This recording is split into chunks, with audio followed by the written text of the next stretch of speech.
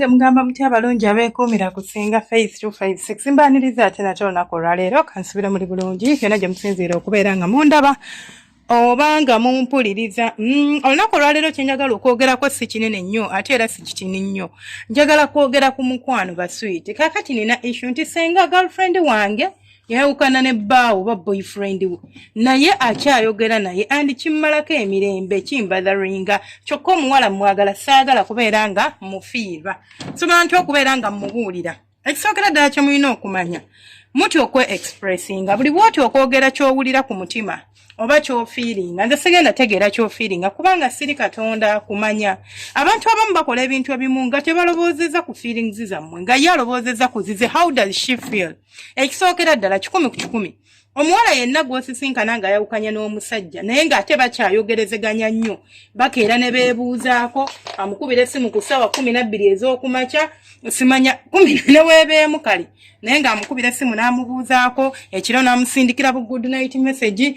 Abantu abo boolaba bakyeyagala bakyeyina mu feeling. Omukazi tannaba ku movinga on wazze n'omusanga nga tannaba kuwetegeka kuva ku bba gwe n'omukwana n'ogwa mu mbiize. Kati oli awo dating omuntu naye already yalina naye omuntu gwayagala kuki ku mutima gwe. Ogenda kwesanga nti relationship egenda kubeera nzibu nnyo kwasaganya. Lwaki? Because omuntu gw'oliko alina omuntu gw'alina ku mutima gwe tannaba kuyingizaamu. Bw'oba osobola nga oyagala kumuta mute, bw'oba tosobola tuula wansi naye in a very humble way. Si byakuleekaana, si bya busungu, si byaki, oyogere naye bulungi omugambe munnange ekintu kino kinnuma era sikyagala. Kubanga nze bw'onkulaba ng'oyogera n'omusajja oyo oba n'omuwala oyo kimmalako emirembe omunnyonnyole without you assuming kati omuntu alina kiraba bulabi. Tajja kiraba bulabi kubanga ye afa ku feelings zo. Tafa ku feelings zo. Afa ku bwawulira gw'olina feelings zo, alina feelings ze. Alina bwawulira, olina bw'owulira. So it is totally different for both of us.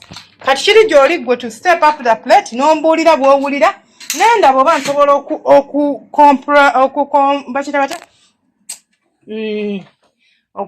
bakiyita batya ye bannange. English come back here and Luzungu and Uganda. Okukitegeera okukicomprehendinga whatever mukitegedde nenda bw'oba nsobola okutegeera nenda ekyo kikolera but woba tombuulidde if you do not come out n'ongamba nti munange hani ekintu kino kyokola mazima gani nti kimmalako emirembe nze ngenda kulobooza kyenkola kiri fine ngenda kulobooza it is okay to do whatever I'm doing but it is not okay because it is hurting you. So va mu comfort zone tuula ne girlfriend wo yogera naye waliwo kye tuyita boundaries mu relationship. Boundaries are the things we communicate oba byebintu byetuwogera byetucommunicating oba byetubuulira abaagalwa abaffe byetwagala ne byetetwagala things that you are not comfortable with omuntu n'okimugamba n'omugamba omanyi honey omanyi baby kino sijja kyagala era sikyagala era sikyagalira ddala n'amanya.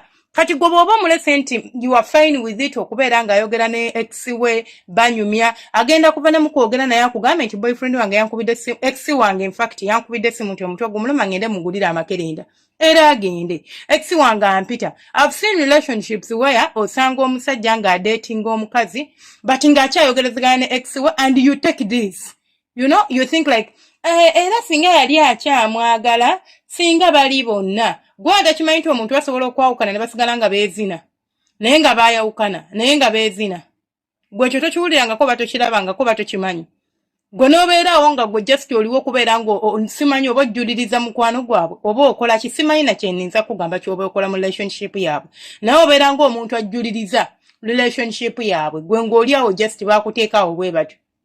So please omuntu mubuulire kyoli comfortable nakyo kyotali comfortable nakyo you are entitled 100 omuntu omugamba nti nze kino sikyagala kino tekinkolera kiri okay very okay 100% okay tekirina buzibu yadde n'omulundi n'ogumu okuvaayo n'enjogera kyempulira ku mutima gwange. This is how relationships are built. I mean healthy relationships.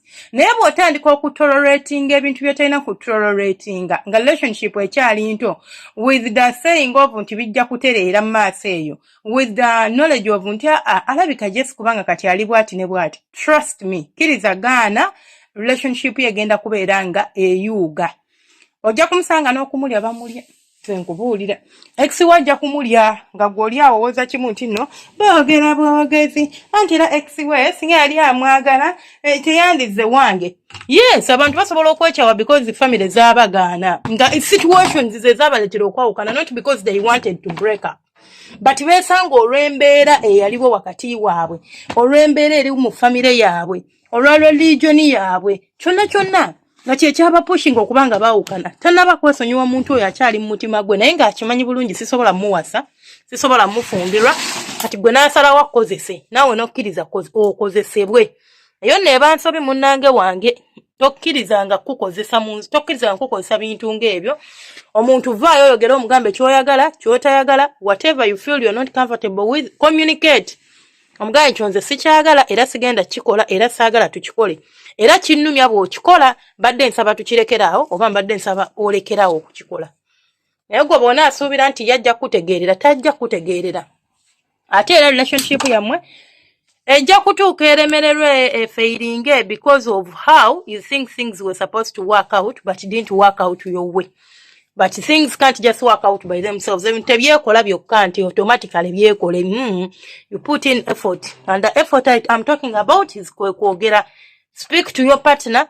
Mubuulire ky'oyagala ne ky'otayagala. Mubuulire bwe kikuyisa. Tekimpisa bulungi.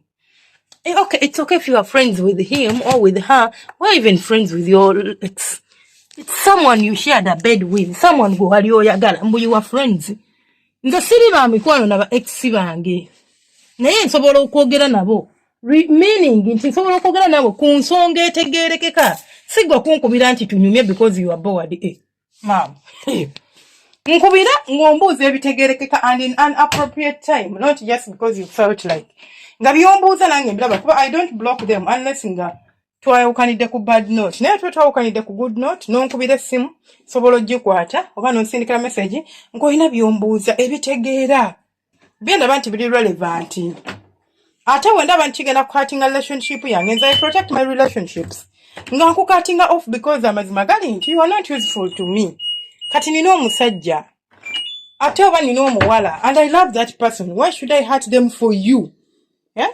Mbuuza waba tanzikiriza kwogera na ex wange nze ng'oli awo ovuye. Anyways. Sembagala nnyo. Nesigaira nga nzesenga face. Bannange I have an issue with it. So Rehab, I need to take down those videos. Ngenda kuddamu nze uploading because bazigezezaako zidabinga ne bigaana ate ne bajja mu sound and I've tried everything. Ne live y'okumakya tugimisinze because I had a live session with them. Nga tugezaako bijjako but siyambiddwa. Kujjako okuŋŋamba nti simanya kola biki. And eventually I think simanyi. Nasooka ndaba beeteredde kubanga tennatereera. Naye nga mbaagala nnyo akuuma atakuumira mpeera. I love you so much.